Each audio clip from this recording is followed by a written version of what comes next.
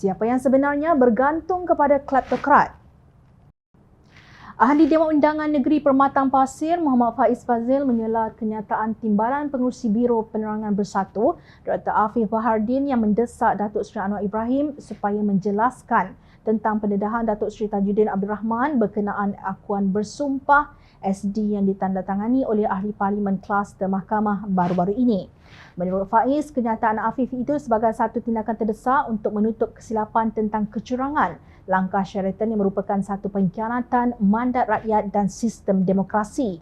Isu sokongan SD tersebut umpama satu mimpi kerana sehingga sekarang Anwar Ibrahim tidak pun menjadi Perdana Menteri dan oleh itu sokongan tersebut tidak boleh disahkan sejauh mana keabsahan sokongan tersebut diberikan, ujar Ahli Jawatankuasa Pimpinan Amanah Nasional.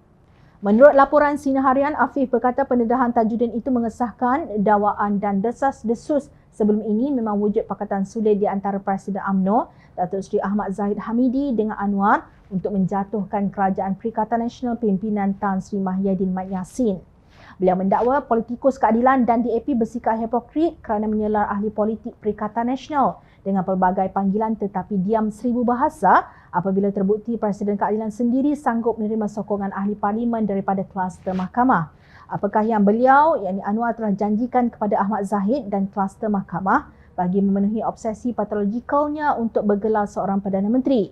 Soalnya seperti dipetik Sinar Harian. Mengulas mengenainya, Faiz berkata yang pasti secara realitinya pelantikan Mahyadin sebagai PM ke-8 selepas langkah Sheraton adalah dengan berpakat dengan Ahmad Zahid yang disokong Datuk Seri Najib Razak. Dr. Afif juga jangan lupa bahawa ketika Datuk Seri Ismail Sabri menjadi PM ke-9, beliau turut disokong Zahid Hamidi dan Najib Razak, ujarnya. Faiz menyifatkan tindakan Afif dan Bersatu menyokong Mahyadin dan Ismail Sabri sebagai sesuatu yang ironis kerana kedua-dua Perdana Menteri adalah daripada parti bersekutu dalam kedua-dua kerajaan yang ditubuhkan selepas langkah Sheraton. Justru Dr. Afif perlu lebih jujur untuk akui siapakah sebenarnya yang bergantung kepada kleptokrat.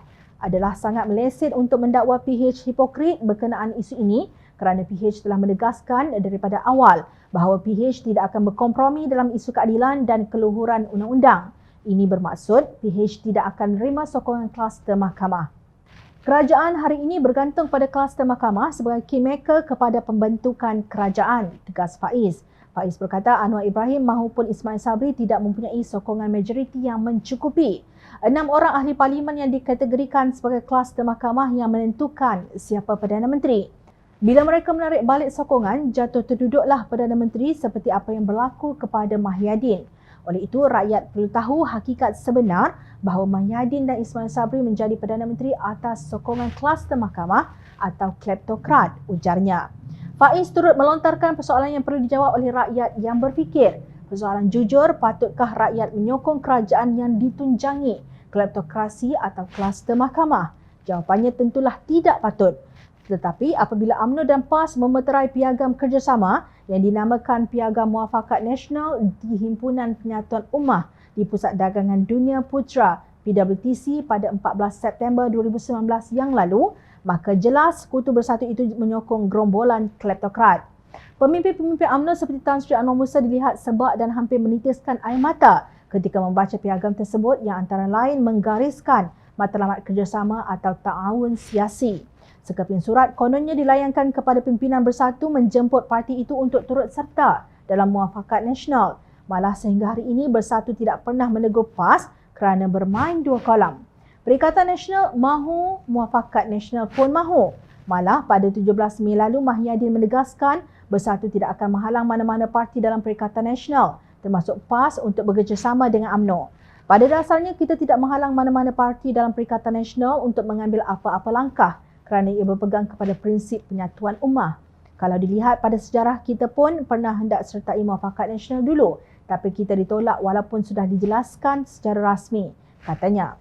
Kejap, maknanya Bersatu pun pernah ingin bersama UMNO dalam Muafakat Nasional, tetapi ditolak. Bukankah UMNO dikuasai oleh segerombolan kluster mahkamah atau kleptokrat? Mengapa pula boleh bagi Bersatu dan sekutunya PAS untuk bekerjasama dengan UMNO yang dikutuk sebagai kluster mahkamah oleh pemimpin mereka tetapi hipokrit kepada keadilan dan DAP apabila muncul dakwaan wujud SD yang turut ditandatangani oleh Ahmad Zahid?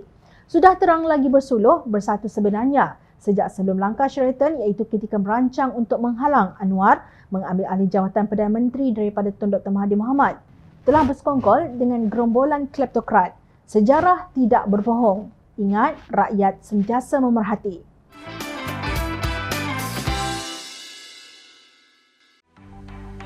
Mencari maklumat dan berita politik yang bebas, kupasan yang tepat, panas. Dapatkannya secara eksklusif hanya di Jom Channel. Komitmen kami, rentasan berita Isnin hingga Jumaat. Berbicara dan isu semasa, kami garapkan secara langsung. Panel-panel berkaliber dan profesional. Interaktif, pandangan anda kami raikan. Jangan lupa bersama kami di setiap hujung minggu dalam edisi khas mingguan. Jom Channel, moving forward, sharing a new experience.